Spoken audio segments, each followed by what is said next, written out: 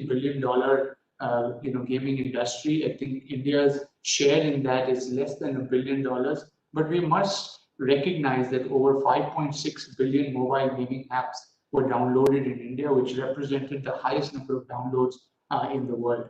Now, that combination is something that I think makes this a very opportune time for the India Gaming Show and Conference this year. That despite India being the largest users or the largest download of gaming, we are still at probably a very nascent stage, compared to so many other evolving gaming countries in the world. I think it is also interesting because we're at a point in time where new technologies, AR, 5G, cloud gaming, are all going to shape the future of an industry that is on a rapid growth process. And I think India stands at the forefront when it comes to technology, the ability to be able to adopt new technologies and actually therefore create an era of future leadership in a sector that is going to play a big catch up as we move towards the next decade. So I think it's an exciting time for all of us who are part of the industry, many others who are looking to accessing India, and several others who want to be a part of this industry. I think this is an opportune time for all of us to come together, not only look at what will it take to help us shape the future of gaming in India, but also to understand what might be a methodology by which multiple stakeholders can come together, including government, including gamers, including developers, and other stakeholders to shape the future of gaming, both for India and provide that as a leadership for the world. And therefore, we took the theme, gaming for good, which will resonate with the Atmanirbharta theme of Prime Minister Modi. And our first panel is really going to talk a lot about that. CII as an industry body, I must say, has stood behind this gaming sector, created the Indian Digital Gaming Society that I had the privilege to be the president of, and find a way how this industry can effectively contribute to India's economic growth and actually position India as a trustworthy global partner for many countries in the world as they look at accessing gaming in India. I think it is also an opportunity for us to find how experts around the world, academia, and others can come together to shape this future that we've been talking about. And I think IDGS is one unique platform from CII that brings all stakeholders of the gaming community, including the gamers, onto a platform that will shape that future which we've been talking about. So I think CII stands committed, and CII is engaging deeply around with government and other stakeholders. And this conference today is an opportunity for us to be able to have open, candid conversations, to be able to challenge people's views, to be able to together build a consensus to what this future potential and help realize that future potential in the years to come would be like. So I think, as I mentioned earlier, I'm excited that all of you have joined us. A very, very warm welcome to all of you again. And we look forward to 2 weeks of exciting conversations and virtual exhibition as we move through the fortnight, as we call it, of Indian gaming in 2021. Back to you, Sangeeta. Thank you, everyone.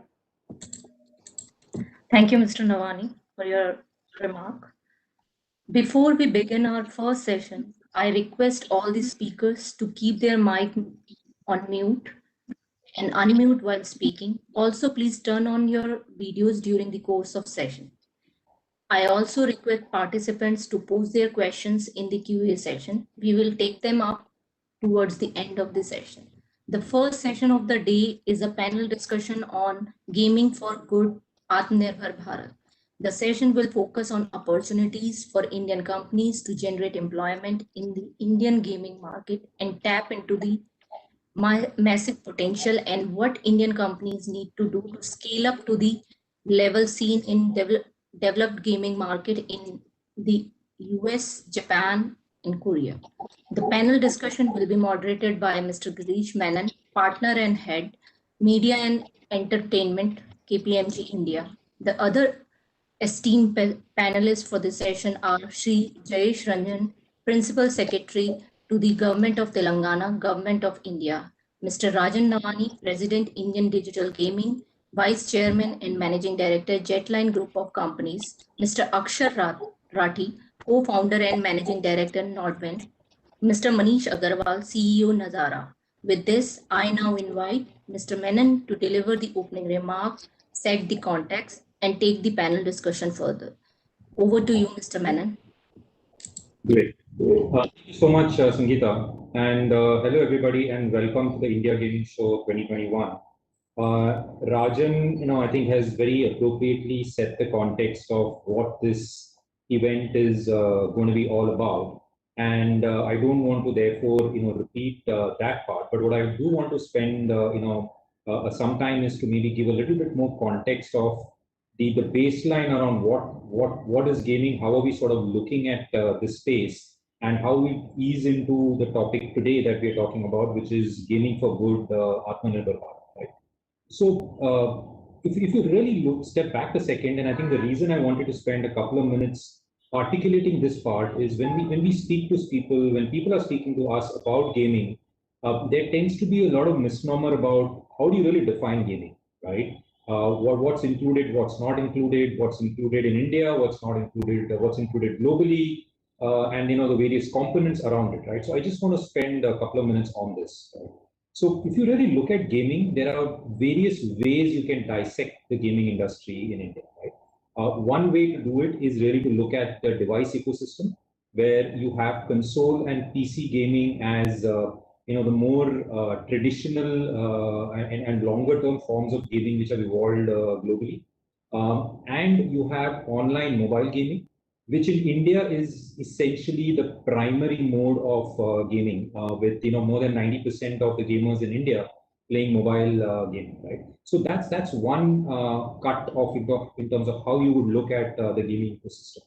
When you drill down further and focusing more on the online gaming segment, the other way you could sort of look at it is essentially the type of game, or not so much the genre, but the mode of gaming which sort of defines the type of game, right? So you've got what we are loosely terming as casual games, which essentially covers pretty much all forms of gaming which we as users are typically used to playing on the mobile phones. This has got the largest user base, close to about 400 million now.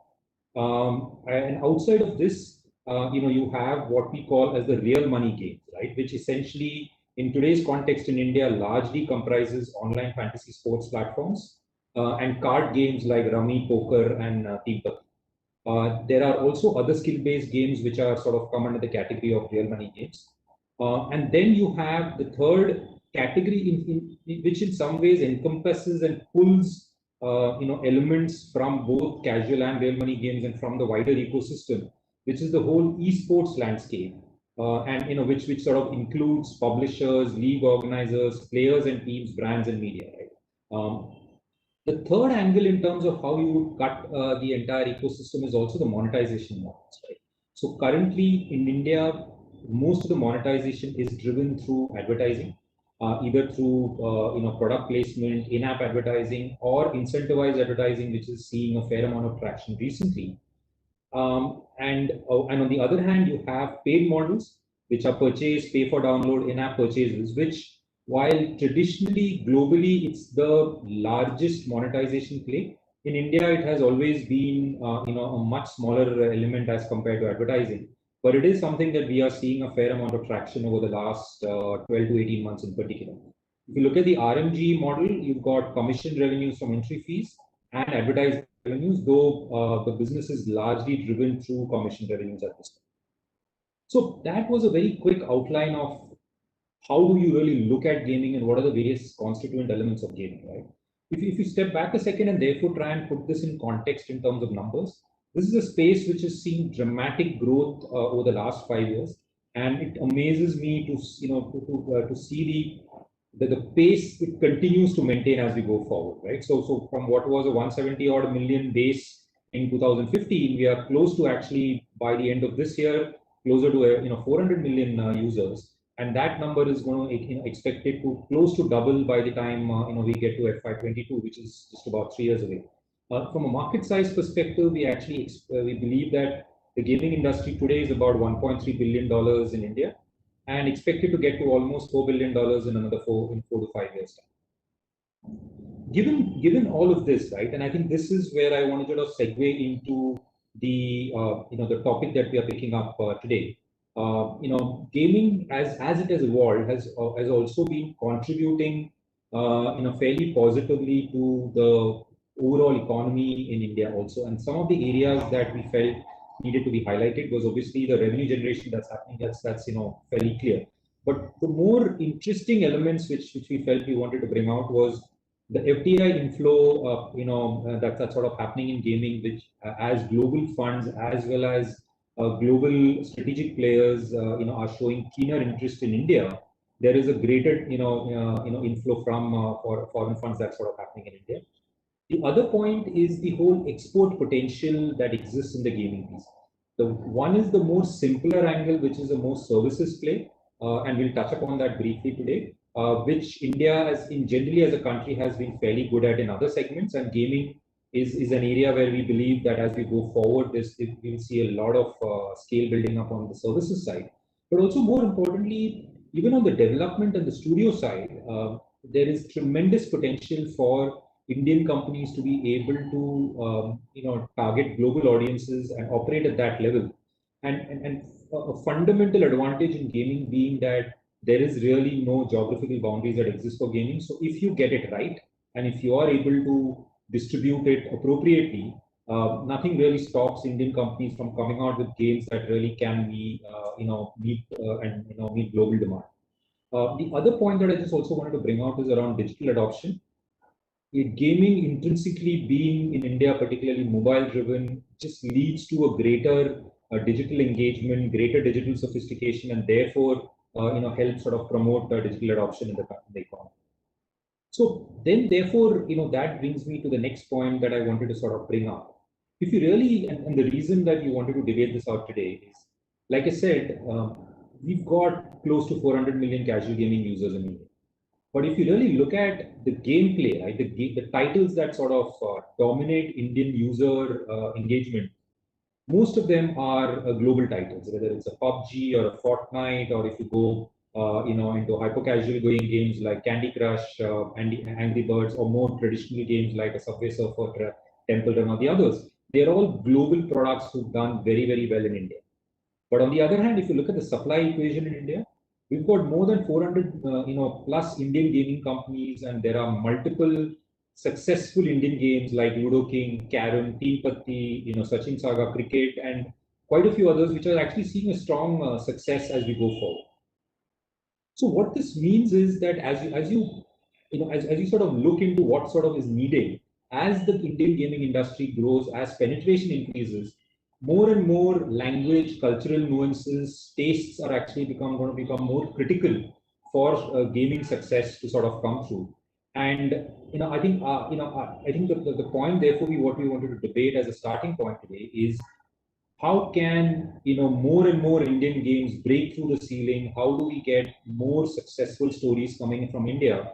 And how do we not only meet Indian demand, but also be in a position where our products are competing with global studios? So that very briefly was what I wanted to convey today. And with that, I just want to then now move on to the panel session. And first of all, let me actually invite Mr. Ranjan sir and get his perspective on on gaming for good and Atmanirbhar Bharat, so to say, but try and get a government perspective on it. Mr. Ranjan, good afternoon. Thank you, Girish. Good afternoon, fellow panelists. Good afternoon, all the attendees. Let me first of all begin by congratulating CII and IDGS for putting together this event. I'm glad that multiple topics are being discussed over this fortnight, and you also have a parallel exhibition happening. So shows the kind of interest and kind of commitment that you have to promote this industry, bring all the stakeholders together. And I completely agree with what you mentioned, Girish, and earlier what Mr. Navani mentioned, that government is a very important stakeholder. And particularly in this post-COVID scenario, we realize the importance of giving even more and more and more. In fact, I would like to give you 3, 4 instances where we feel that much more significant impacts and outcomes will come if you are able to gamify those contexts. So we all know that, for example, uh, once the lockdown was introduced, schools were closed and online teaching has started. But of course, these are early days. But if you evaluate, some early evaluations have happened of the impact of this online teaching. The most, I mean, it may not be very surprising, but the most significant finding of those evaluations are that hardly any teaching learning happened in the online mode. I mean, typically many children would log in and then their minds will just wander here and there, and it is just for the sake of running schools, continuing with the teaching learning process, that online classes took place. Virtually no gain came out of it. And obviously, this is something very serious, because while the schools will reopen, but definitely blended learning will continue to happen.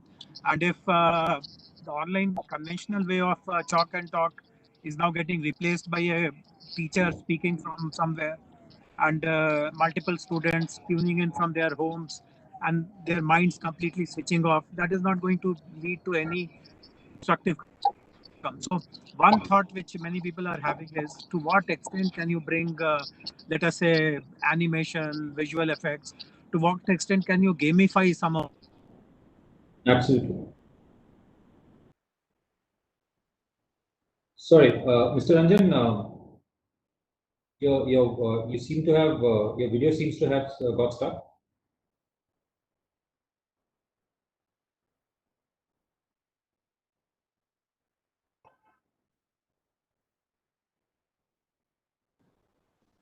Am I audible, Girish? Yes, right. You are audible right now. We lost you for a bit in the middle. Yeah. Is it all right if I turn off my video and just speak? Of course, of course. That's not a problem.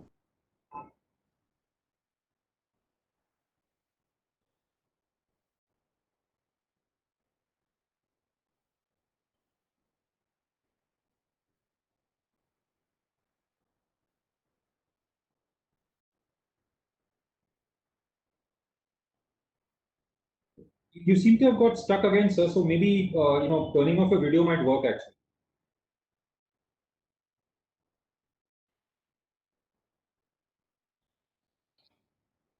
Yeah, yeah.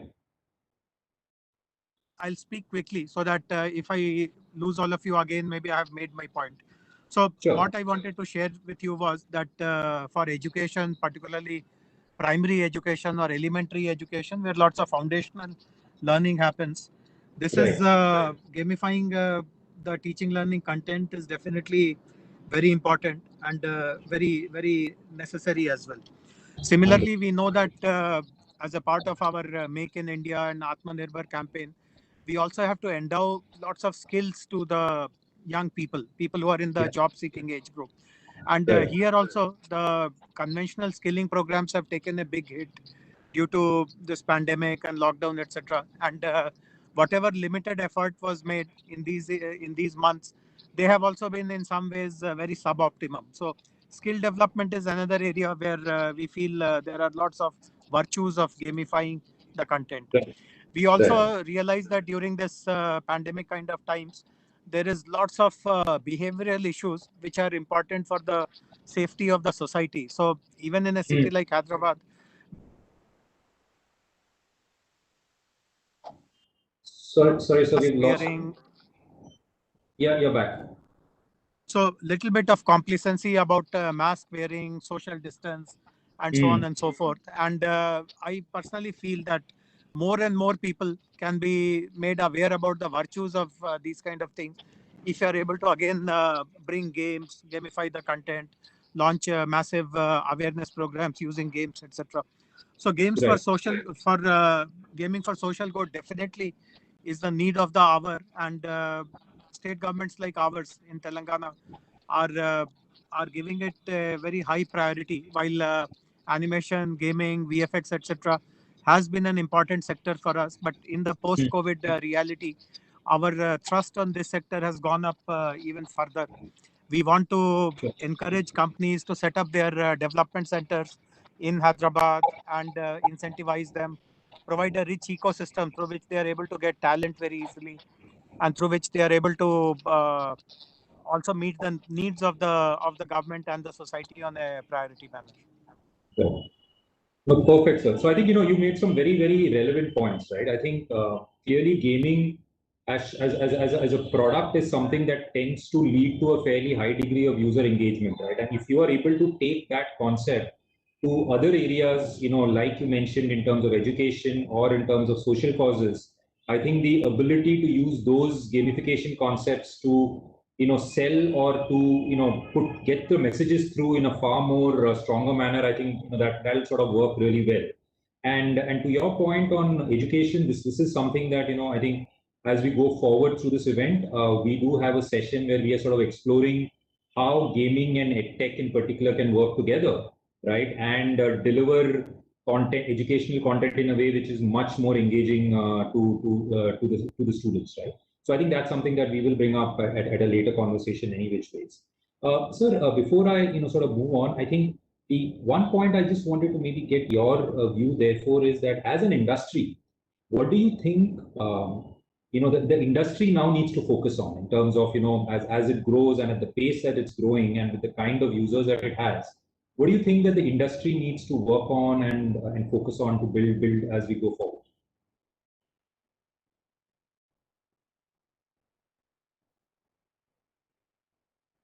Hello? So I think you're on mute.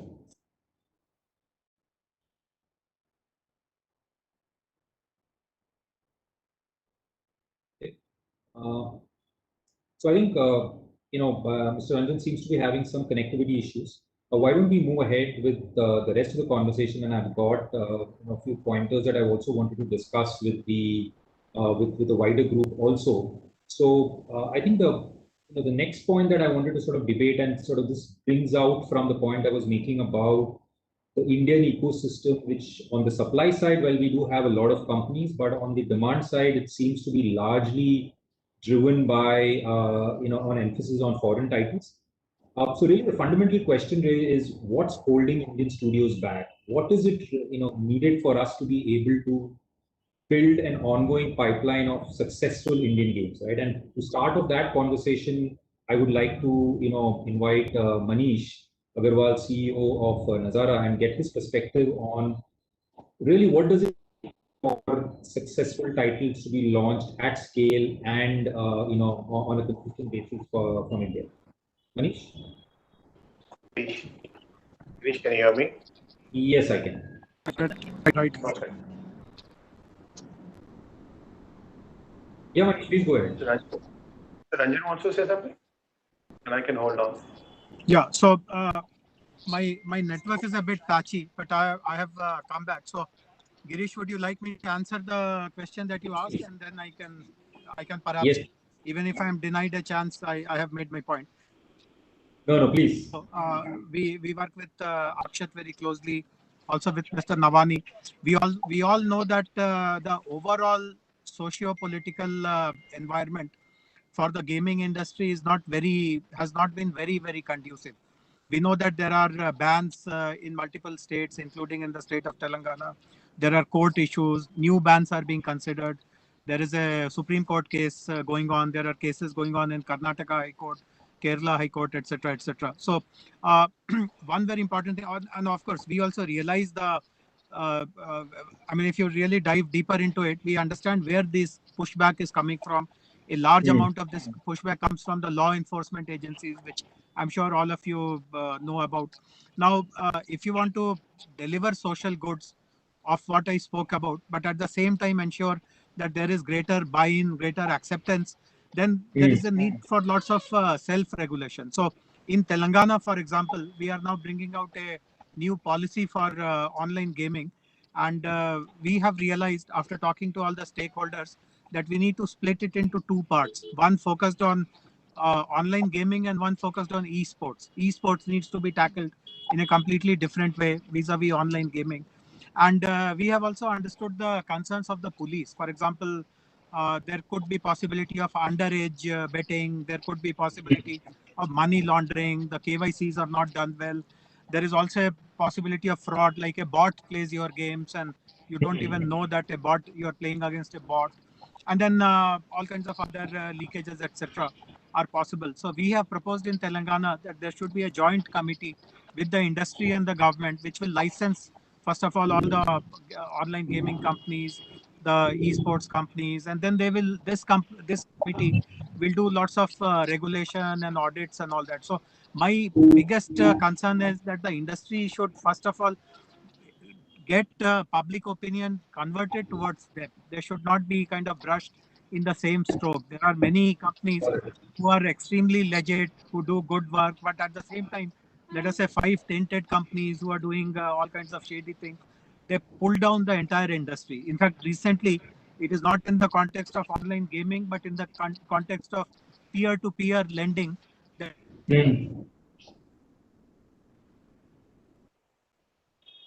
Sorry, so we've lost you again.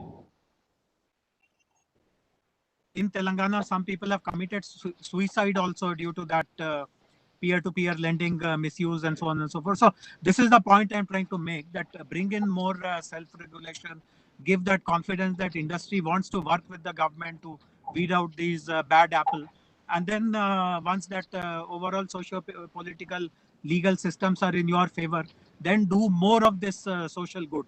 Of course, entertainment, recreation is important, and there could be a good revenue model as well in all that, but cross subsidize all that by using some part of that revenue into social good programs is what I wanted to tell. I understand. No, thank you so much, and I think very, very fair points. And I'm sure the industry will pick on these and work towards some of these aspects that you sort of mentioned. And thank you so much, for your perspective. I'll now move to sort of Manish, to continue our discussion on the other aspects that we had spoken about. Manish. Yeah. So just to come, reach. So before I answer that, just an update to Mr. Ranjan that the entire industry is really working together to figure out a body which would really comprise of industry plus eminent people from judicial, from executive, to really have a very strong board in place, which would really also just act as the enabling framework, interaction with central government, state government, but also act as a watchdog onto the rogue players, which Mr. Ranjan mentioned, which kind of really call everybody's name. So yes, the industry is really trying to come together and look at this opportunity which all of us are discussing, so that the right evangelizing of this opportunity can happen with the different touch points in the government at state and center. So we are at it and we will definitely work on it. Now coming, Girish, to your point, if you look at it, India gaming market is a very nascent 10-year-old market. It is not a market which has been around for 40 years, 50 years, right? Game development has 3 nuances. You can have a great engineering, you can have great animation, visual effects, graphics, and then you need a game design. Game design is the heart of the game because that really brings the consumer psychology into the game and really kind of figures out how do I make the game fun and enough challenging so that the person keep coming back again and again. How do I make it? How do I really create frustration, yet get an opportunity to rejoice, so that when I'm getting that frustrated, I can buy an item and I can move forward. Right? That thinking level in India is something which is compared to rest of the countries which have a very long history is missing. We neither have formal channels of pedagogy or teaching game design. Neither do we have large establishments over longer years, which have been kind of really giving hands-on job training. And a lot of success which has come out in India, in companies which have been successful, whether in India or working in India and global have been come out from guys who have been trained in Zynga, trained in Gameloft, trained in EA. They have then pursued their entrepreneurial passion outside those companies and have been successful.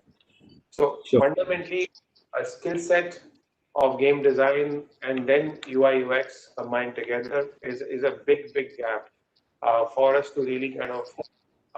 Many a time gaming is kind of mistaken as the sheen, as the animation, as the graphic, as the content. We spend lot of time and money on that because we come from a very uh, dominant thinking that if it is looking good, it got to be good. That doesn't work, right? The second thing is very simple. Gaming needs a lot of freedom to fail. And in this country, three things happen. One, a lot of investors cannot really understand. It's not a unique problem you're solving. It's not a unique solution. It's a content you're creating. Now, if some kind of investor asks you what makes you think your content will be better than somebody else, how the hell do you answer that, right? Um, it is, you have to trust me. I have to prove it to you. There's a process. There's a method to madness, but you need to give me a long rope, right? Second thing is it's a creative process. Things will go wrong. That is the given. Now you need to start from that given and see how long can I get to get it right. So it needs a long rope to do that, right? Uh, and the third piece is the when you combine all of this with a very strong bias that hey, listen, your content we do not know. How will you answer a question that you have so many big giants, global gaming companies? How will you survive? Now the gaming creators don't understand all these questions, frankly. Uh, they are there to pursue their passion. They make a game and then they try to kind of really take it out. And yes, you can put a process to it. But how will you get a capital? It's a high risk capital which is needed in this industry, and you have a lot of patience to do that. There is no framework in this industry to really kind of invest into content. It's not just gaming; it's an M&E's issue because the VCs understand I have a delivery problem. I can really solve this delivery problem uniquely. I have a problem of uh, access, convenience of tutors online. I can solve that. I can understand. But it's more functional problems which one is solving. And there are so many opportunities where there are in the value chain gap, which you can really do that. And third and last uh, is the low domestic user base. If you were to look at domestic user base, you mentioned 380 million gamers. Out of that, 60, 70 million gamers are doing any in-app purchase. The rest of the guys are absolutely, they don't do any purchase. Their average revenue per user is so bad that you really can't create a scale until this you have a really luck out on virality. Otherwise, there's no lever for you to keep doing a paid user acquisition and keep growing scale.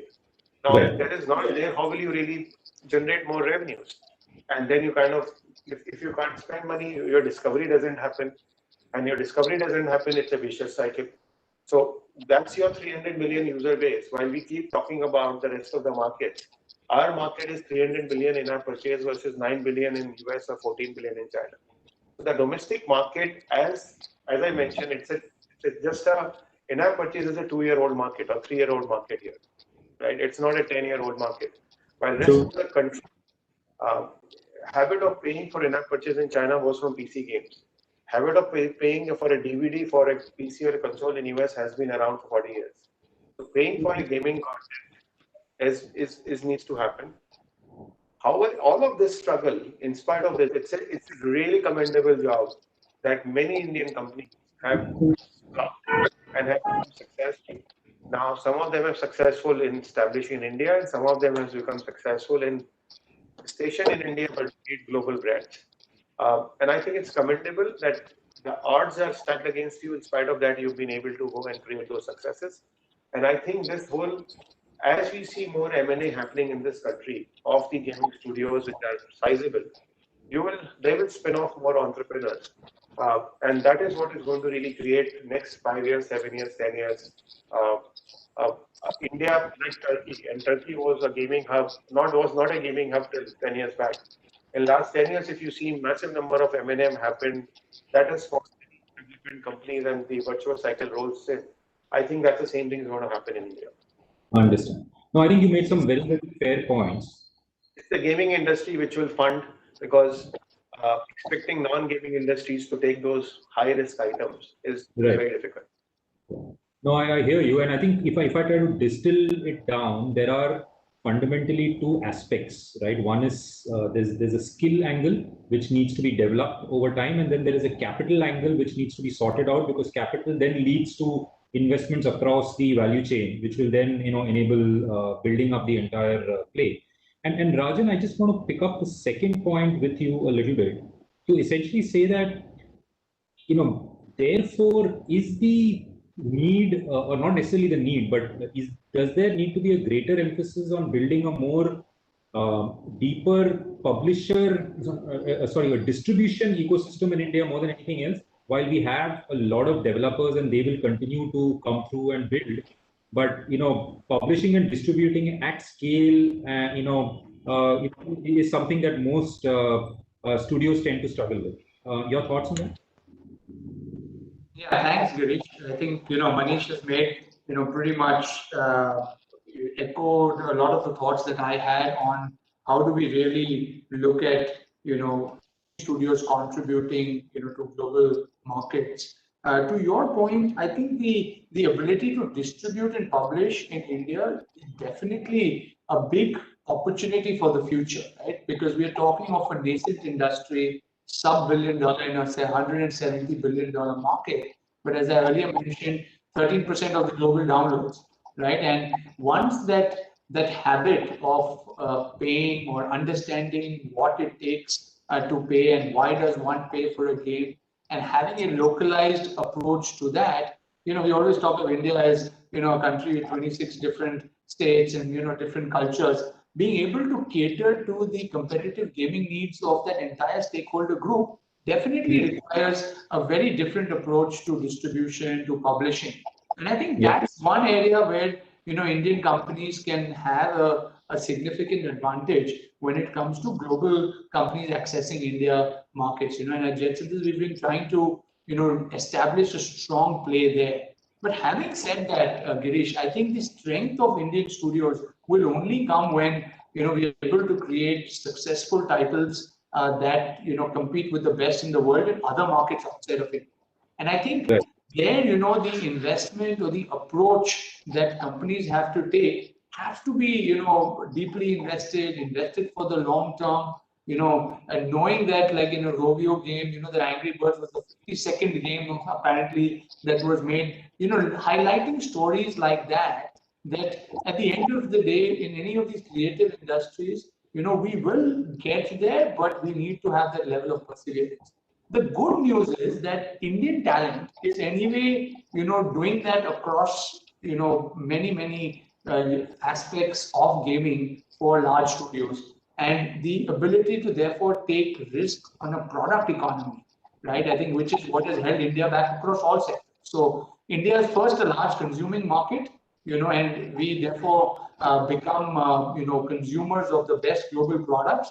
And the Make in India campaign and all of those were really to strengthen the ability for us to create those products in India at the same level of efficiency and then become large suppliers to the world. So I think the Atmanirbhar Bharat, which is the theme of this, really talks of the self-confidence of an Indian that can enable that to happen. And I think in gaming, the timing is just right.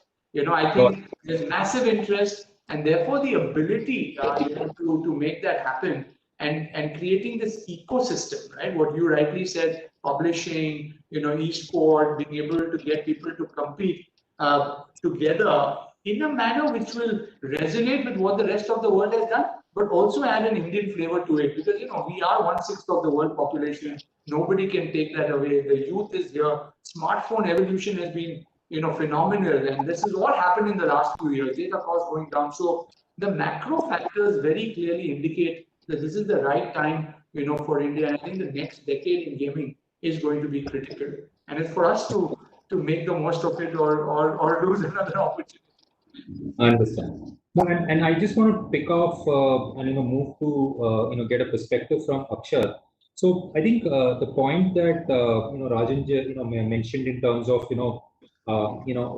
Indian games, Indian titles becoming successful, and Manish also mentioned there are a number which who've been successful till now.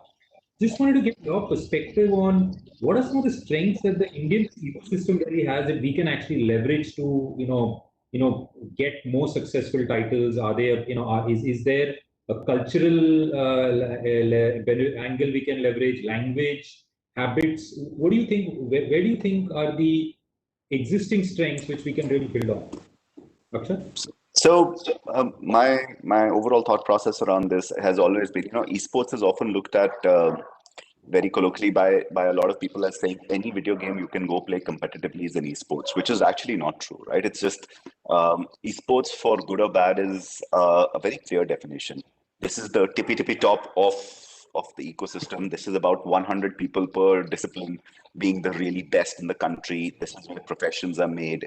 And you value esports companies fundamentally on broadcast rights and media rights and sponsorships and franchising, because you're kind of owning a certain ecosystem. And then and a company like me has to fundamentally work all the time with a publisher, and there might be there might be thousands of publishers having millions of games across the world, but we have only 50-20 games across the world that are esports, right? Yeah. And if you have to go ahead and look at that value creating pyramid, you also can't just go ahead and have a random game that only India is good in, right? You'll need other countries to be good in that game so that we can at least compete internationally, right? India's coming of cricket came in the 1983 World Cup when everyone watched India win the World Cup, because in 1982, Mrs. Indira Gandhi had gone and created the Commonwealth Games and given away free TVs, right? So you have to go ahead and understand why national pride can come in, and you want to be able to win some things. And again, I'm not getting into the geopolitical issues of it, but India became really good in PUBG Mobile, right? And India became, because we had hundreds of millions of people in India who were going and playing that game. And whenever you have an ecosystem which has hundreds of millions of people playing, your output is very good. That's why Brazil is very good in football. That's why India is very good in cricket, because so many people play. Then the tiering system allows you to have this. And that's why India is very bad in, say, skiing, because while we might have one-off people like Shiva Keshwan who will do extremely well, but that's an aberration rather than a construct, right? So when you have to create constructs for esports games, you want to be able to go ahead and do something that is fundamentally big in the country. And Right. there, we believe, while we'll start with some international titles that will come in, and things like PUBG Mobile, things like Counter-Strike, things like Valorant, things like Dota 2, which was big in India at one time, games will keep coming. But I think Indian games will also start taking their things. And I have two people here right now, both in Rajan and Manish, that have great titles in cricket right now. Yeah. Why can't India become, and India's in with the ICC and with the BCCI has become a super powerhouse in cricket in the world. I think there is a time that we can go ahead and also look at cricket being one of the most dominant exports for India, right? While Atmanirbhar is great, and I really appreciate it, I believe in, especially in esports and mobile esports per se, where Nodwin has been able to go ahead and build its name really well. We are an export, which is there. Why can't we take this to the rest of the world, to the Latin American speaking people, to the people in Africa, to the people in the Middle East, to the people everywhere else in the world, where mobile is your first device, not your second device? Why can't this be something that is extremely strong, which we can go ahead and do? And that's the vision, right? I think as Indians, we should be very proud of the fact that this incubation cell that we have with 1.7 billion people allows us, and predominantly mobile, allows us to go ahead and build a capability and capacity to go ahead and take our view of esports to the rest of the world. No, I think it's a very interesting point you make, right? In terms of there needs to be some level of existing habit or interest levels for a particular genre or a product for it to then for you to build an ecosystem around it, right? And I think your cricket example is very interesting, because if you step back a second and look at some of the top areas where you hear about Indian studios, right? So it's basically around cricket. It's got Ludo, it's got Rummy, it's got fantasy sports has come in, which is again revolving largely around cricket. So I guess in that sense, studios who manage to truly leverage India's habits, right, is, are those ones who manage to go ahead and, be successful and build scale, right? And I guess and that will also apply, and that becomes a very easy Commonwealth export for us, right? It's not difficult for us to see. India will still be very insular. We need to figure out these habits. We speak English extremely well. We are people who are very tech savvy. We are mobile first. We are young. What is the confluence of that? If India can be Bollywood for across the world, I often like to go ahead and Rajan and I were discussing this. Why can't India be Bollywood? Why can't we go ahead and bring entertainment with gaming come together and be the world capital of gaming for entertainment? Understood. Very, very, very, very interesting, and I think very, very, very much in sync with some of the points that we've been making till now. Which sort of then brings me to another point, and I think Manish, maybe just your perspective on this. One area which traditionally India has been very good at on the services side is basically providing content related services, right? And whether that's animation, VFX in particular, we tend to hear a lot about. How do you see the whole outsourcing and gaming as a service model evolving, where we can sort of target, and deliver to the world from India? How do you see that playing out? So my view is that, as you rightly said, animation, graphics, visual effects,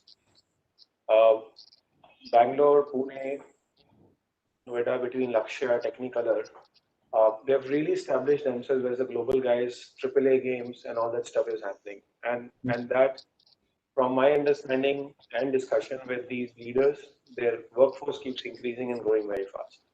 Right. I believe there are many other areas where India could really become the source for offering. For example, very, very strong role gaming analytics plays in really defining your retention and monetization, right? And India is absolutely fab, and we all know in the analytics space. We have created some of the best global companies. We have really to do that. Similarly, just picking up again, the game supports services which are VIP management services, or especially in in-app purchase services, you need a customer support. While you can have a text bot, you can have a voice bot, but you can really have people sitting in India, and they could be, again, what happened to BPO across the world could be gaming BPOs, and that could be a tier 2, tier 3, tier 4, right? Extended further, the technology is enabling today to really do your Q&A of your constant, because gaming needs constant updates, especially on mobile. It's a 15-day cycle at best, or monthly cycle. You really can be a whole Q&A service industry. You can look at it in India. We have some of the finest QA processor systems of OEMs. Some of the largest OEMs worldwide are sitting here and doing the Q&A, very, very large setups. So I believe analytics, QA, BPO, besides animation graphics, which is already happening, are all the areas which can be included as a part of either your smart city projects. They can be clearly have within smart cities, you can have gaming promotion zones or whatnot. Essentially give the reasons for global companies to really outsource it to India. Obviously, cost arbitrage plus something of that they can really look at. So I think that's the opportunity. And to me, that is a larger opportunity from a government point of view, because the game development, game product is an IP, and that's the soft power. It is not a mass employment. However, when you look at services, it becomes a mass employment. And if we want to create 10 lakh jobs in 10 years, does this industry have a potential to cater to the world? Yes, it has. So that is where, if a concentrated thought process to be done, that how India could become a gaming services hub for the entire globe, it is a great opportunity staring at us. And so I think just give me a second. Yeah. So the other point, as we sort of wind up our discussion today, I think the one point where I wanted to hear inputs from all the panelists is really around government as a catalyst, right, to sort of enabling the sector and enabling growth in this space. And and we've seen this operate fairly successfully globally, where if you look at say countries like Canada or Turkey, like you mentioned, or Israel, and a few other areas where the startup ecosystem has truly been nurtured and supported and infrastructure provided, which has enabled those industries to grow very rapidly. Just wanted to get views from sort of each of the panelists in terms of how do you think what's the kind of role the government can play to actually enable the sector and to act as a catalyst? And Akshat, maybe we can start from you.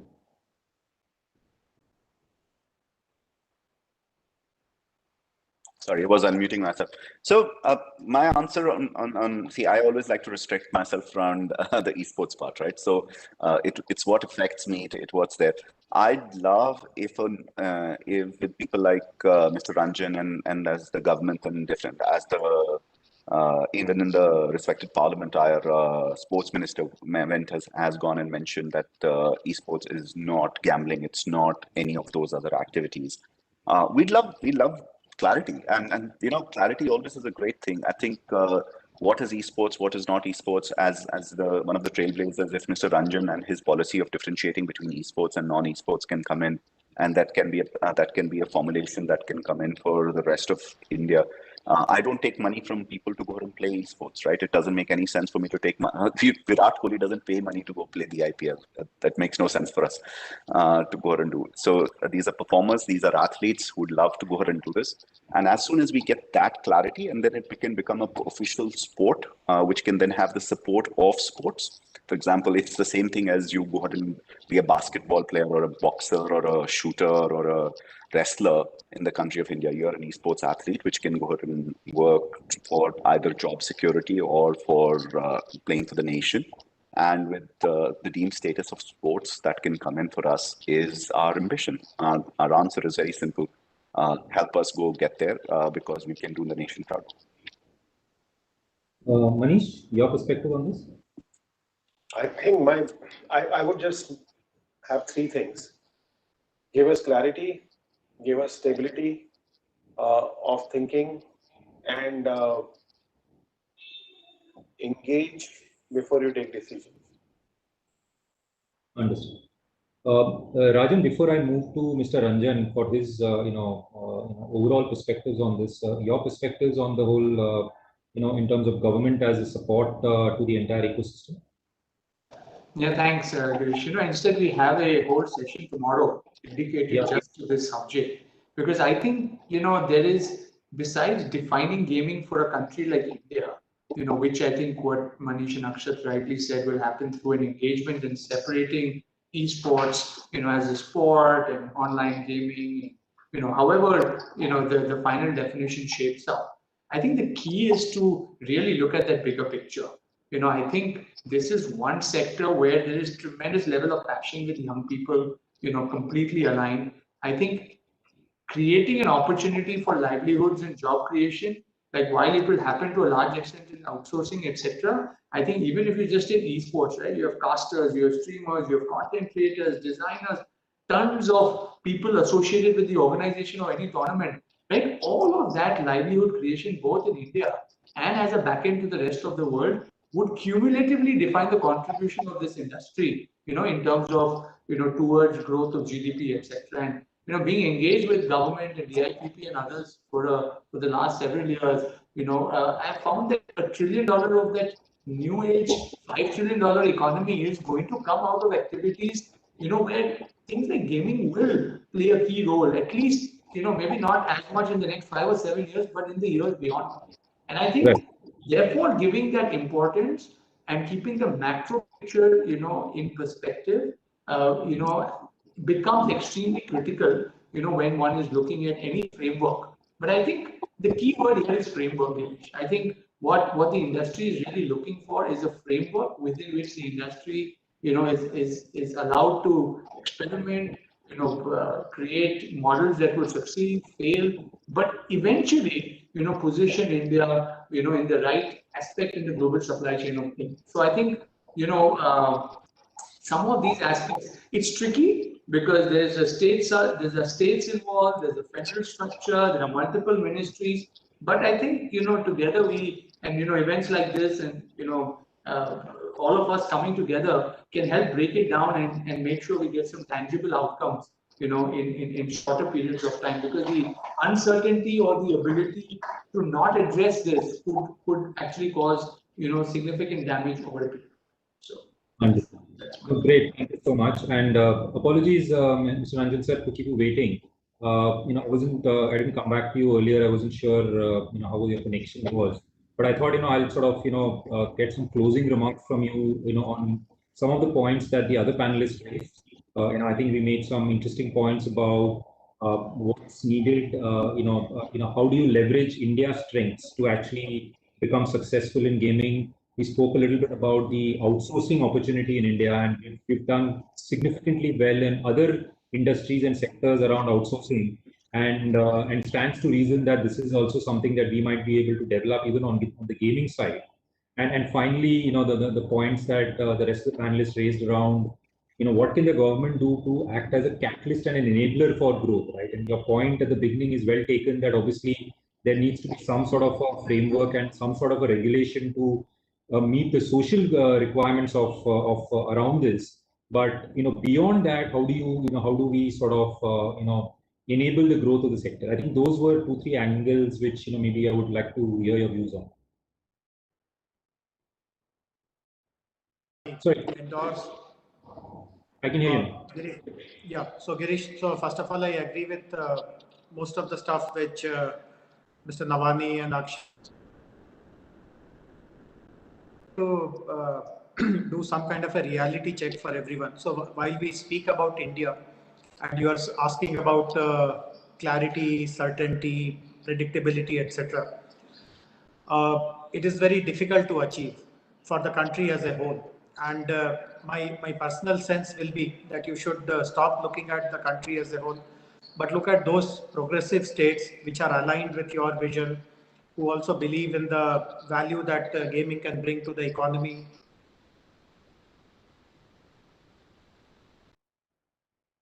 Sorry, so we've lost you. We've lost audio. Is it better? Am I audible? Yeah. Yes, you are. So yes, you are. yeah. So apologies. Network is still not very good. So the point which I was making was that don't look at India as a country and expect that some great and grand national policy or the national law will come out. Look at a few progressive states whose approach, whose policies, whose mindset is well aligned with the industry's requirements, and work with those states. And I do agree that in those states, policy regularity and policy clarity, etc., is very important. Also, states have a couple of other responsibilities. One is that the skills that are required for a good game developer, game publisher, etc. It is very important if the states take it upon themselves as their key responsibilities in capacity building, running good skill programs.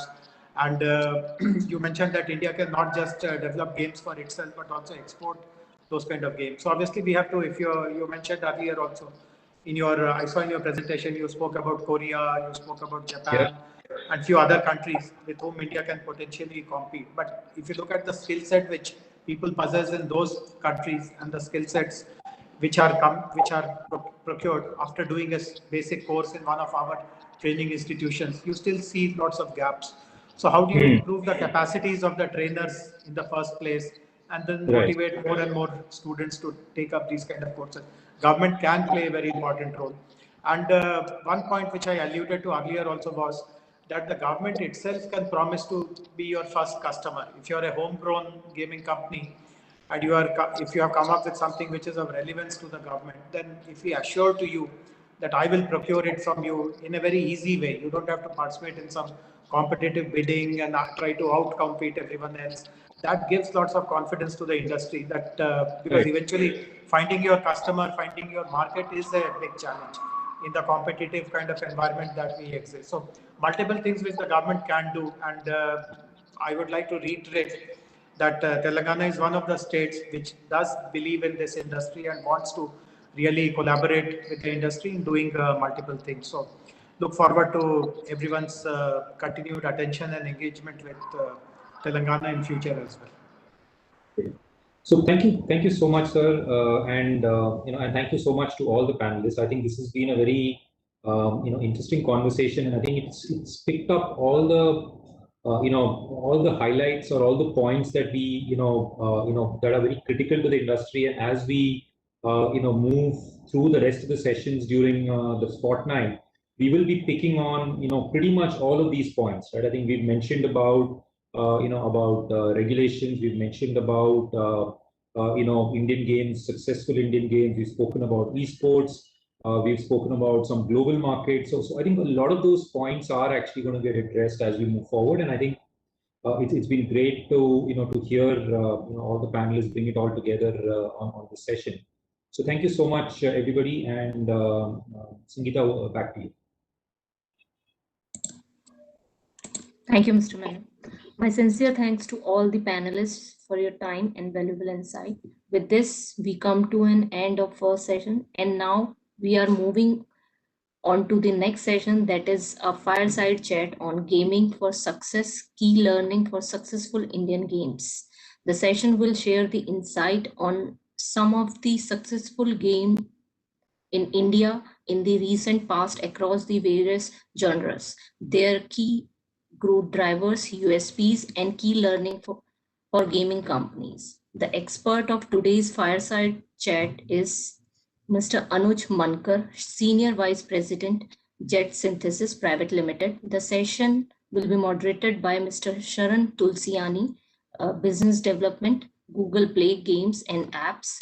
I once more request participants to pose their question in the QA session. We will take them towards the end of the session. With this, I now request Mr. Tulciani to take the session forward. Mr. Tulciani, over to you, sir. Hello there. Thank you so much for that introduction.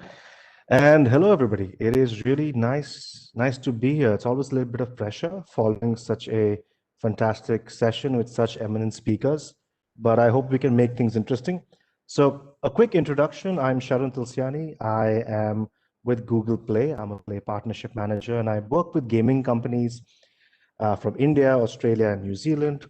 Personally, I've been in the gaming industry for, well, most of my working life, at least, for 15 to 17 years now.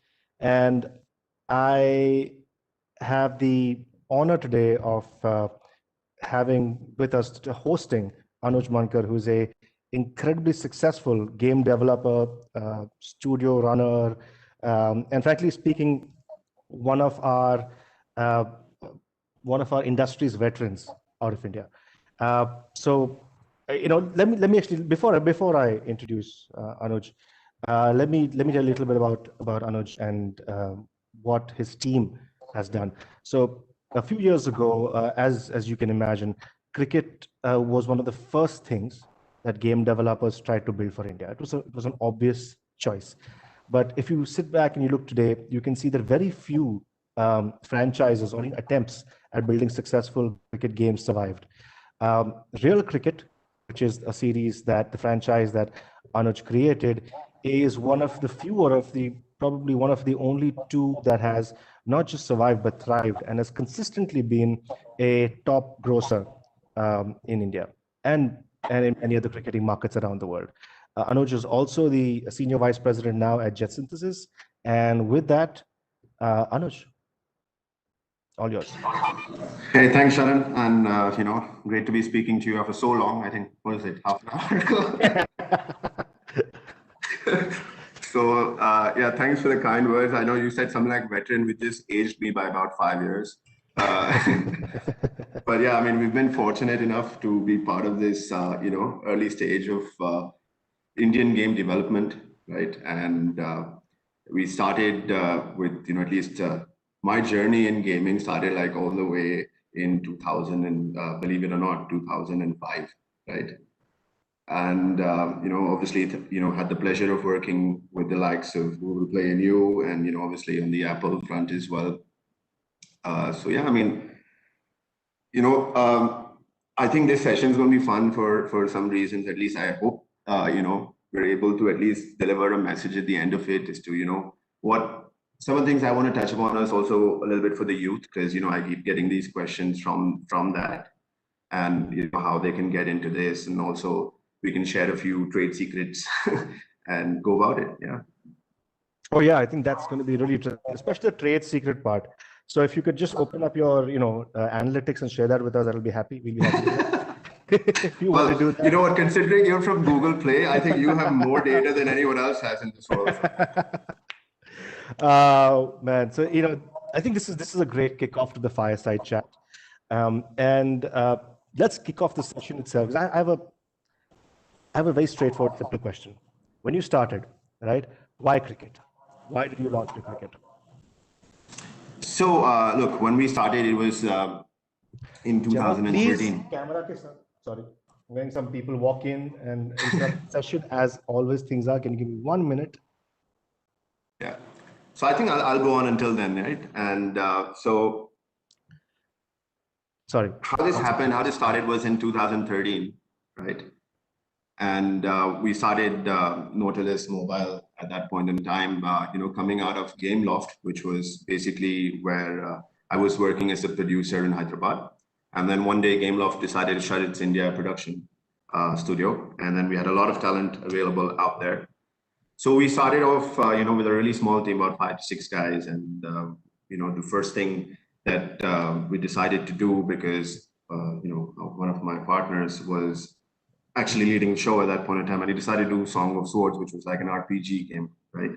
So we made that, and it did fairly okay from a critical point of view, but commercially it didn't pay the bills, right? And so we looked in, and I said, let's do a cricket game. The reason behind that was I just thought that sitting in India in a small little studio, or in Hyderabad, it'd be very difficult for us to connect to the audience, who's largely sitting in North America, Southeast Asia, because that's where the RPG game consumption generally happens. And so we thought, let's hit closer to home, right? And something that we'd be able to connect with what the needs of our users, etc., would be. And so that's the thought process going behind cricket, right? Oh, that's actually very interesting. So there's the reason I want to bring this up, right, for the audience, especially like you mentioned, there are a lot of younger people who are watching this, a lot of people who are hardcore gamers who went into the gaming industry, like many of us. And I think there's always this impression when people look at the gaming industry in India that they feel like, everybody's just doing cricket, everybody's just doing, kids IPs, that there isn't that historical background. But I love the fact that you mentioned that you started with RPG. You started with something that was hard, that was difficult. And I know it's not something that we want to get very deeply into, but I would love to just dive into that area a little bit more. It's what, 2013, I'm guessing, around that time. Because as I remember when, Gameloft shut down. I was in Hyderabad back then, so I heard from a bunch of friends. And you picked a super hard genre to go after. Why did you do that? So like I said, it was one of our partners' decisions, because it was him who basically, decided let's do a studio and all of that. So it's something he wanted to do as a kid. So he was trying to, cater to that, train of thought. So it wasn't like, okay, we did this market analysis and, or that, we were experts at playing RPG games or any of that, right? It was basically at that point in time, it was, he felt like doing that. He was sort of leading the show, and we decided to go and do that, which I don't think is the right way, right, of going about things. So youngsters, whoever it is, right, be careful about how you decide to go about things, because see, products, right, whenever you look at great products across the board, right, be it in gaming, in the app side of things, even non-digital, real goods as such, products which seem to work or get a great uptake are those which sort of in some which way or form are addressing a need, a vacuum, right? And products which are able to do that really well will be the products that you see take off, right? And I think those sort of thoughts need to be in your head when you decide to do what you have to do. And that, apart from that, you need to have passion, right? So one part of why cricket is, I was extremely passionate as a kid, with cricket. My dad was even more passionate. He would park me in the terrace and ask me to do a front foot defense for half an hour, without which I wouldn't get to do the next thing in my life. So he pushed me towards that sport, and then I loved the sport as well. I played, for school, I played for university, I played club cricket. So I had that sort of background and that knowledge about the area in which we were about to go. So you're a sports person who got into gaming. No, I was a wannabe sports person who couldn't be as good, and decided that what you can't do in real life, the best way to do it is bring it into the virtual form. Exactly. If you can't dominate on the real world field, create your own field, digital if it may be, in the kick-ass there.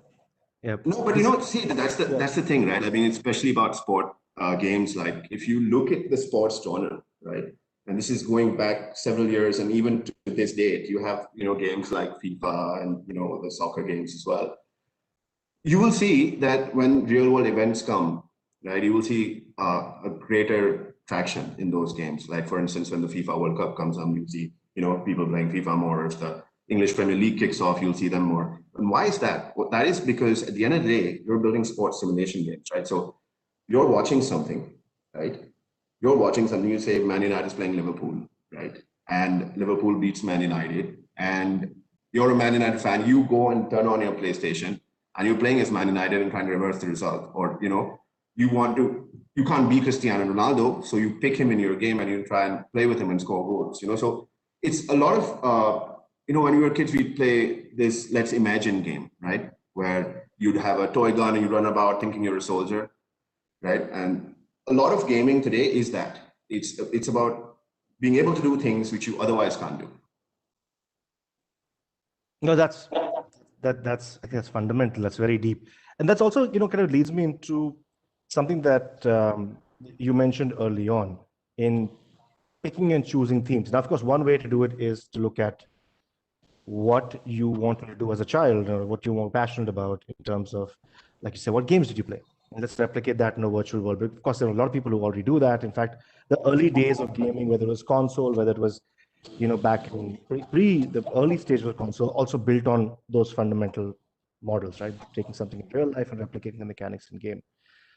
Sitting today in 2021 and looking back at, say, the last 7 or 8 years, clearly, real cricket as a franchise has been successful. Clearly, it's been so successful that Nautilus as a company was acquired by Jet Synthesis. It's not something that we see, as much in the gaming space in India, outside of the cash in sort of like cash in cash out kind of games. So a question that I get asked a lot in that context, I get asked a lot, which I will ask to you, is back in 2021, how would you ask game developers today, based out of India, to make that choice of picking a game, picking a theme, picking something to build?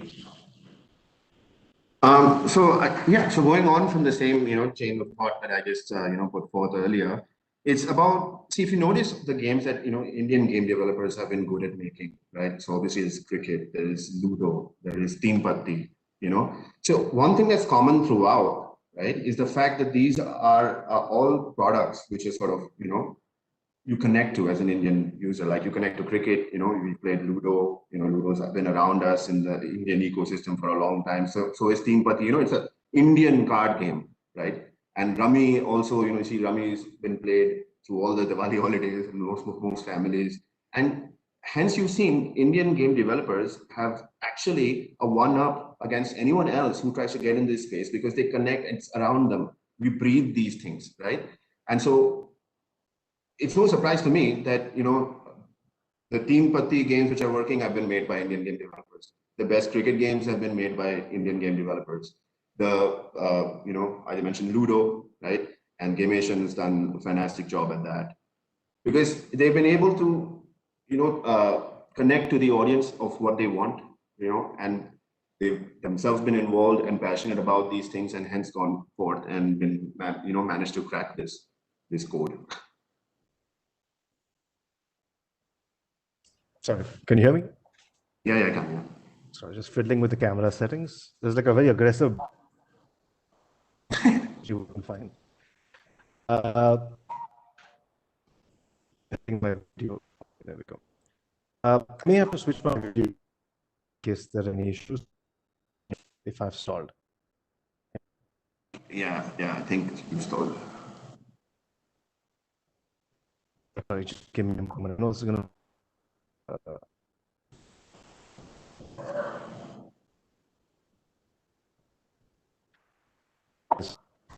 Yeah. So that makes a lot of sense. I missed a.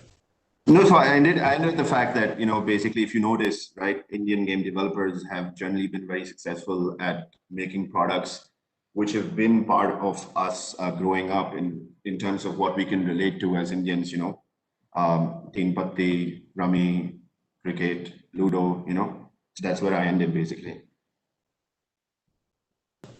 And so, these are the broader themes. Of course, there's something very interesting now is a lot of global companies coming and doing that, coming and looking at these themes, right, and trying to replicate it.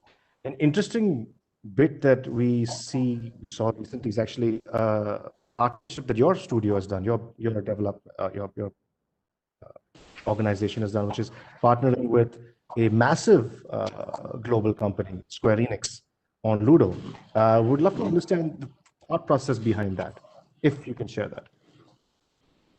No, so the thought process is, as you know, Square Enix has been a massive game developer, known for so many years in Japan and obviously with their products across the global market as well. And they, were looking to do something for India and chose us as partners. And we thought that, since Ludo is an, interesting genre on its own now, we thought we'd do something different and unique in that space. And so we partnered with them, just so that we can deliver a different kind of product in the Ludo space. And obviously, with working with giants like this, there's so much to learn, from them in terms of the way they think from a development point of view, from a thought process in terms of the product design, and then obviously, we're involved on the publishing side. So, it's a two-way partnership where they get new learnings about the India market. But most importantly, what's interesting about all of this is the fact that, companies of that size are looking at the India market, and, just shows that we're slowly getting to where we want to be. And that's really something that we're seeing. Definitely, the data shows, the data showing it. Of course, the interest in the M&A space in India is clearly high. We're seeing a lot of shift in the flow of capital that's happening. But at the same time, there is still that broader statement and question that, I think a lot of Indian game developers are asked, and issues that they face in terms of building titles, not just building titles, in terms of building a business that is little long term. Because if you're looking at it from, an investment perspective, you're looking at it from a long-term prospect, right?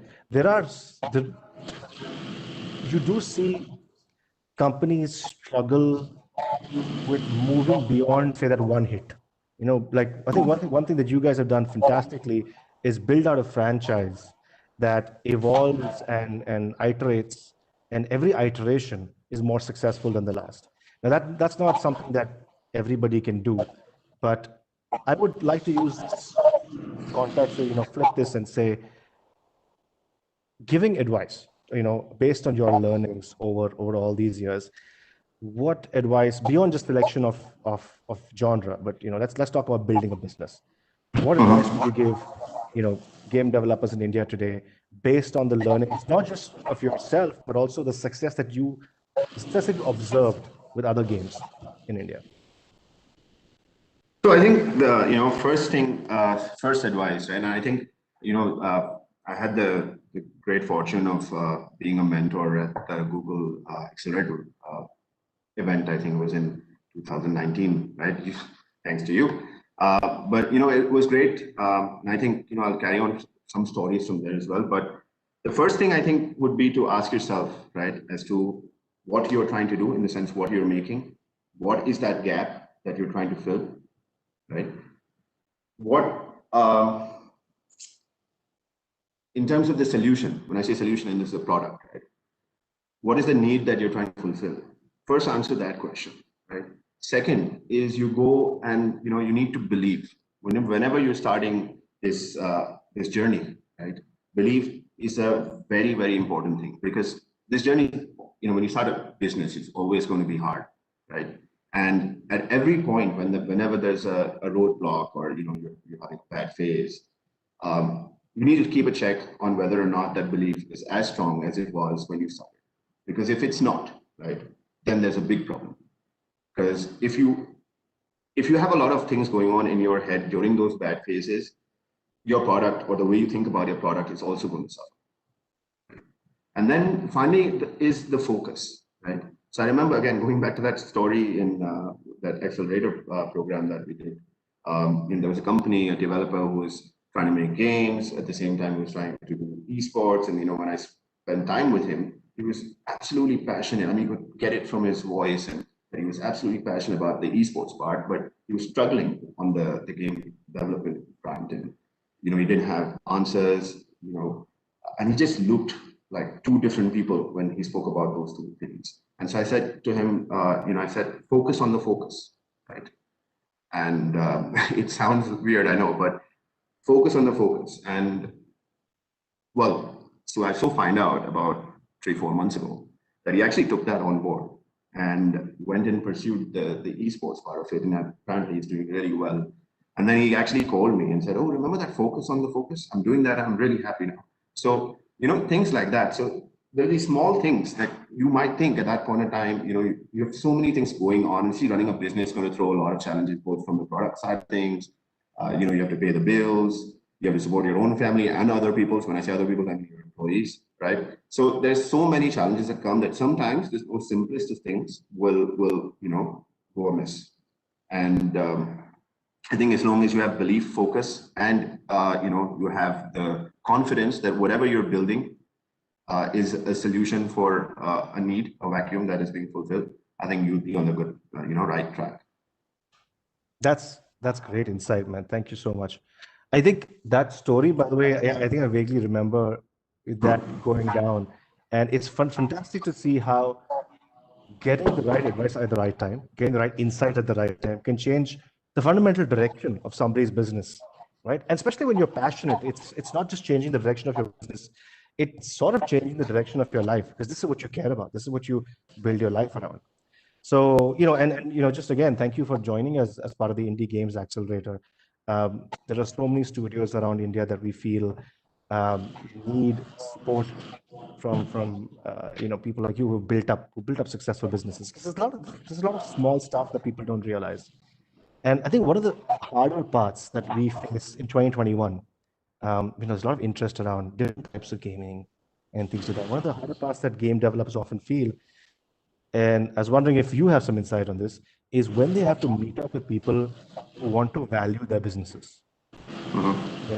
It's a challenge. We've seen in India, we have the Zomatos, we have the Ola, we have the startup ecosystem. That's very defined. You can pick a 5-year-old today and they understand the concept of valuation, or that is, they've heard the concept of valuation. I don't know if anybody can claim to completely understand it, but at least, everybody and their mother-in-law has an opinion on startup funding, right?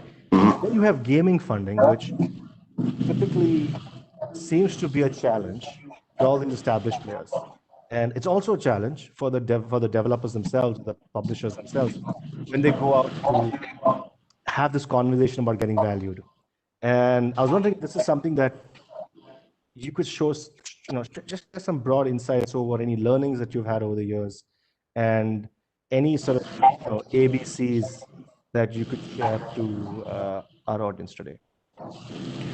So look, I don't think I can share a lot of alphabets that way, because my journey has been slightly different. Although yes, I've been aware of what has happened in different companies, but let me just talk about what how we came through. So with Real Cricket and with Nautilus, the idea always was first to build a profitable business, right? So a lot of times I've seen youngsters, I've bumped into them, they started their gaming companies, and they talk about this valuation and getting investment and funding way too soon, right? In fact, it just seems as if that is the goal. And I think the approach should be that you should ask for funding or look for funding or look for valuation, M&As, etc., when your company needs it, right? So with with Nautilus and real cricket, we saw that, okay, we were doing well over a period of time. So, as you do well, your valuation increases on its own, and then we got to a stage where it wasn't that we had to, find funding, or we needed investment, or, that we needed an M&A sort of thing to go through because we couldn't survive. But it was more so because, we wanted someone to come in and take us to the next level, right? And then, obviously Jet Synthesis came in, sharing ambition, Powerhouse has abilities to sort of, take us to that next level. And which is why we then made that decision, of getting Real Cricket on board. So because we thought we could take it 2 or 3 notches, because sometimes when you're going on your own, even if you're doing well, there are certain limitations you will bump into, right? And Jet Synthesis, being part of this big family now, allows us to see better growth. We've already seen 30 to 40% growth since the acquisition for Real Cricket. It just shows what 40% in the last year. Well, so we've got 6 months since the acquisition. Wow. Okay. Yeah. So it just shows what can be unlocked, what potential can be unlocked with the right sort of partnership. So I think when people look for funding, investment, or M&As, they should be looking at not just oh, the money's coming in, or it should be, does your company need it, right? What will happen once this happens? Will it improve your business? Those sort of things. I think one thing for certain, I've met way too many teenagers, recently whose business plan is getting funding, right? And I think that shouldn't be the way one thinks about it when he's starting a business. Yeah, it does feel like having this weird conversation. I can't blame them because they've grown up. I mean, most like the last 10, 15 years, you should be forgiven to if you think that the purpose of business is to get funded. The purpose of business in general is like this, because it's almost unreal the level of importance we put into the valuation of a business. And I think especially people build companies like gaming companies are passionate people, right? They do it because it's not just it's one idea, but it's also because they believe they're bringing something to the world. I know when I was working, earlier in the gaming space, that's what I wanted to do. And I think the idea of valuation gets a little confusing because it's almost the value of you, right? The valuation is reflective of how the world sees you and who you are, and if you're worth anything, and if your idea is worth anything, which is silly. And you and I have a luxury now to sit back and say it's silly, but I completely understand why they think that. And the other aspect is, I think a lot of this conversation happens with people who don't understand the difference between what's needed to support a regular startup and what's needed to support a gaming company. This is my personal opinion, but I was very interested in the conversation around Jet Synthesis because it seems like it's a large gaming company. It's a massive conglomerate from what I understand. But very few people have an understanding of what the organization is. So I want you to throw some light on that choice and how synergy works, and if you feel that there is something that other reasonably successful Indian companies should look at, either in India or abroad, working with these larger gaming partnerships in the space. So look, in terms of Jet Synthesis, we're totally serious about gaming, right? I think Mr. Rajan Damani is, obviously president of the, IGDS, and the great part about him is, he has this great ambition, and I think what is great about someone like that is he's so consistent and he's persistent. And when you have someone like that, it's great for some company or some product which comes under him, because they too will benefit from it. We have 200 employees in gaming in Pune, right? That's the scale at which we're working on right now. We obviously have studios in Japan as well. We have a couple of offices in Mumbai. India is obviously a very large player, right? And at the same time, we're trying to, go for that one hit on a global scale, right? I think he was here before this session, and I think he mentioned some of that as well himself. And the idea is that yes, Jet Synthesis is working with international gaming companies in co-partnership projects such as Square Enix. We'll soon be announcing a couple more with international powerhouses. So the ability that someone who's got a half decent product gets by partnering with someone like Jet Synthesis is immense, right? What we'll be allowing the person to do is taking that product from one level to the other level, allowing that team to continue working at their core strengths, and then wherever they may be small, so wherever they need to be strengthened, Jet Synthesis can do a lot of that for them. These are sort of things that we looked into, and I think other than that, publishing is always an option, right? So I think Jet Synthesis needs to be looked at as if someone's looking to take their products to the next level, not just in terms of just pure investment, right? I think we've seen with Real Cricket what Jet Synthesis can offer, because it's not just an investment, right? It was a proper M&A. So the growth that we've seen, I think we can sort of replicate that model, with other companies or other products as well. That's great, man. I mean, it's great to get that insight. We have a few more minutes to go. Actually, we're actually over time, but I'm going to claim a few more minutes if you're okay with it. That's fine, because I think we started a little late, right? So I want to ask you a couple of interesting questions, which I think are fun to ask. All right, Indian gaming ecosystem, a lot of reasonably successful games, a lot of very successful games. What is the one game that you wish you had built? One game, I mean, Indian-made game or Indian? Let's keep it to India. Okay, you know what? Let's go broader. But don't give me something like World of Warcraft scale, or Free Fire, PUBG. Let's keep it close enough to real cricket. Something that you could have at that point in time with your resources built, but somebody else did or whatever. Didn't have the idea or whatever it is. See, it's a real question. It's not like a frou-frou question. Yeah, I know.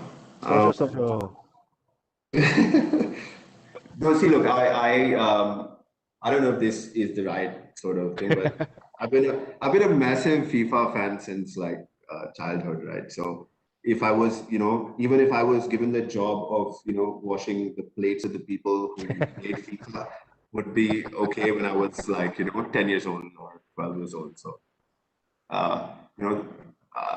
FIFA was one place where I think, and the thing is, because it's so close to what we do, I think if I spend 1 year in the FIFA team, I think it'll benefit real cricket as well. So from that perspective. No, makes sense. I mean, there are some great Japanese companies also building great soccer games. I don't know if that's ever something you'd look at, but I'll just leave that there. And before we go, what's something I was there for the launch of the VR version. So anything coming up on Sachin Saga? Of course. That's the game, Sachin. No. So Sachin Saga, with recent updates that, since I'm now handling both, right? It's going from strength to strength as well, right? So it's not that, we're just looking at real cricket. No, they're both our products. They're vastly different in terms of, because they're completely different characters. If you look at, they're both the games, right? And we've added a lot of depth recently with Sachin Saga. We've added about 150 new batting shots. We've done like we've asked Mr. Tendulkar to play some of those shots. Gone and replicated them in the game. Like we've for the first time we went. I mean, I was fortunate enough to be at Sachin Tendulkar's house, and hey, you were at his house. Yeah, and I asked him, I said, can you play whilst I'm got my iPhone out and recording? Can you play one shot which you never played in your international career, right? And he said, yeah, well, let's do this then. And then he played a ram shot because he hadn't in his international career never played a ram shot, and so he did that for us. And of course, he did a lot more. And so we've added all of those shots now in Sachin Saga. Sachin Saga, we're going to take from strength to strength as well. We're looking at, adding a lot of new exciting modes and adding depth. Because you see, Sachin Saga players still come in and play Sachin Saga, right? So it's not like Sachin Saga players move on to real cricket and play real cricket. I think the good part about all these cricket games in the space is each has a very decent, fan base, loyal fan base. And with Real Cricket, we've had about 100 million downloads across the franchise. With Sachin Saga, we're about 20 million.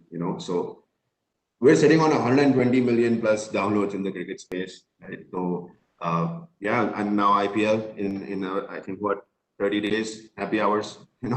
So happy hours for us as a company, not for my team, because unfortunately this time they've had a very short window with the last IPL and this IPL just being about less than 4-5 months apart.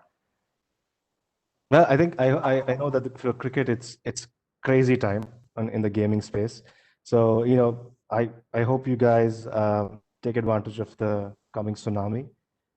Well, the coming tsunamis, so another thing is, I think a lot of you at Google Play will be happy because, Real Cricket 21 will be coming in. Oh, awesome. I pretended like I was surprised. I actually know that's happening, by the way. Yes, because we pretend a long time, but we speak half an hour earlier. Yeah. We update each other. Also, you pretty much consistently be releasing a cricket game every year for 8 years. At this point of time, it's like, oh, Real Cricket 21. Who'd have guessed? It's like FIFA releasing a game every year. Nobody's surprised. But the thing is that our fan base, when they write to us, and the most common question is Real Cricket Cup 21 or whatever 20 or 20 Cup aega. Ye question to it's always there, right? So I just thought that since there might be some people here who's following or watching us make comments, I think just to bring it up that Real Cricket 21 will be coming in as well. So yeah, so like I said, Sachin Saga will have its own pipeline, and we have a lot of new things planned that way, and then Real Cricket, in its own way. Focus on the focus. Focus on the focus, and the focus is cricket, among other things. It seems like. I mean, at least right now with the IPL coming in, of course, I'm handling a lot of other things with Jets and this as well. But yep. No, this is great. Thank you so much for the time and the extra time today. And I think we can wrap and hand it. Yeah, I don't think anyone's been interested enough to ask us any questions. So to be honest, I don't know where the questions pop up. So if somebody has asked questions and we haven't answered them, it's because we don't know where they are. So sorry about that. But yeah, Sangeeta, all yours. Thank you. Thanks, Sharon. Thanks, Sangeeta. Sangeeta, you're muted, I think.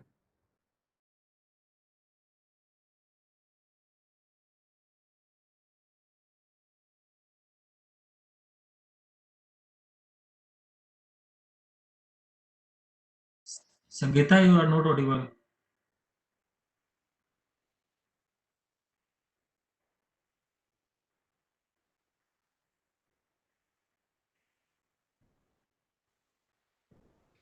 No, not audible yet.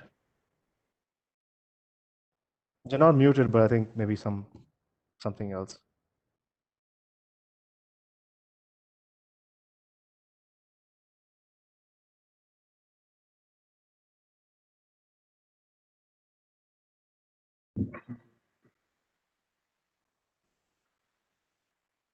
Okay, Sangeeta, no problem. Let me thanks to Mr. Anuj and Mr. Sharan for their time and valuable insights. And with this, we come to the end of the day one of this third edition of Indian Gaming Show and Conference 2021. And tomorrow we will start the session at the same time at 2 p.m. So do join us for some interesting panel discussion and fireside chat and corporate talk like we have today. So have a wonderful evening, and all of you, thank you and stay safe. Thank you all. Bye.